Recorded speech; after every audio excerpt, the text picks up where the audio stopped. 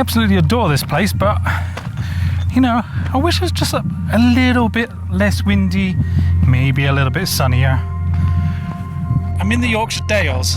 Don't ask me why, I really don't have a good answer for you. I'm here, it is really windy.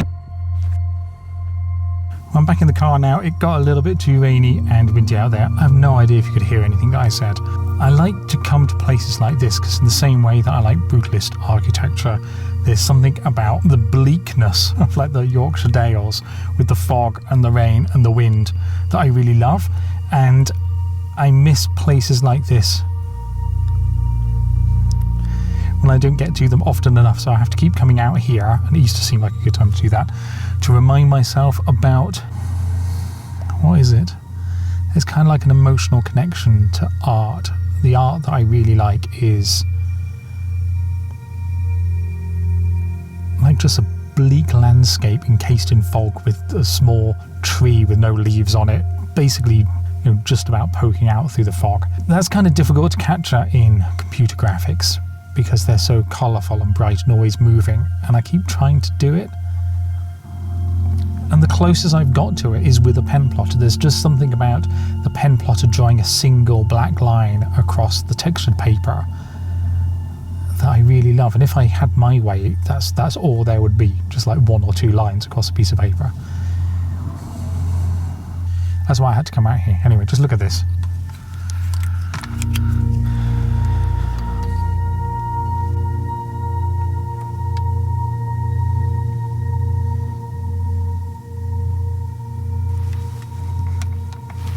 Got my hot chocolate, which I'm going to drink to warm up because it's cold, and then head back down to Shrewsbury.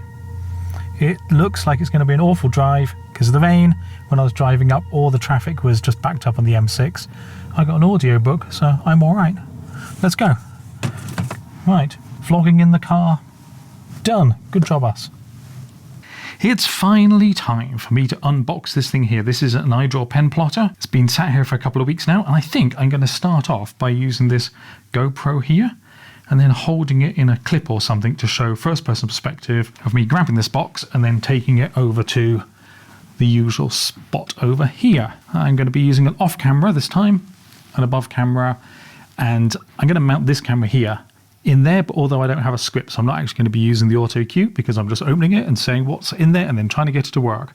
Hey, check this out. This is a wide angle lens manual focus that I don't often use, but I find it kind of handy for this off camera position here. Anyway, let's get on. Let me wire up the GoPro, grab this box, and then let's go.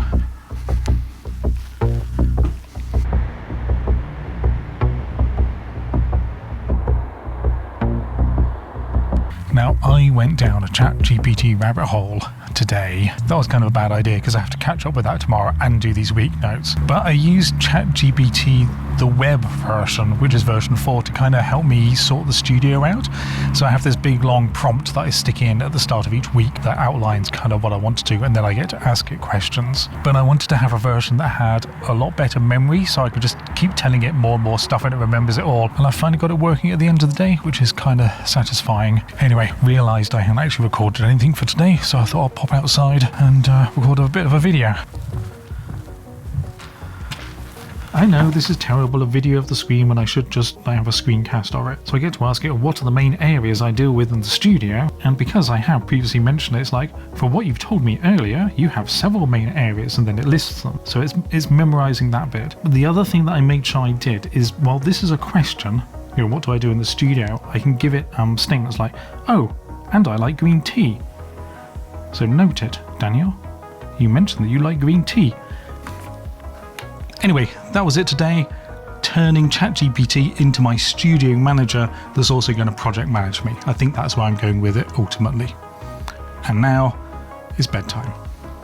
We did it. We made it to the end of the week. This week has been a bit about reprioritizing stuff because the whole shall I use art blocks engine or not, and trying to do that.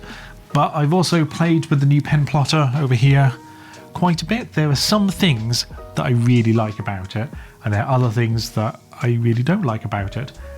Next week I'll record the video about that, but maybe I won't because the idea of suddenly hosting my own content on my own art blocks engine means I need to revamp my website, and there's quite a lot of admin work to do with that. So next week might be all about getting that set up, but I'll make videos about that anyway.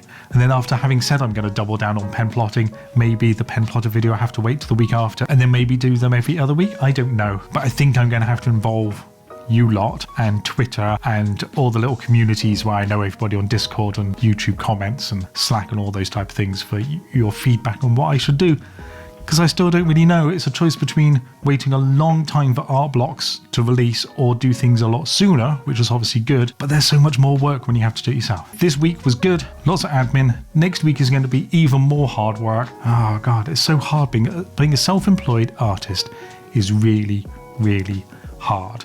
I put loads of things in place to actually make it easy. If I didn't have all these processes in place, it would be near impossible. Maybe I should talk about those at some point. But then I start going down the road of here's a productivity video and all that type of stuff. I don't want to go there yet. I hope you all had a good Easter week, and I will see you next week. I love you all. Goodbye. You're all wonderful. Bye.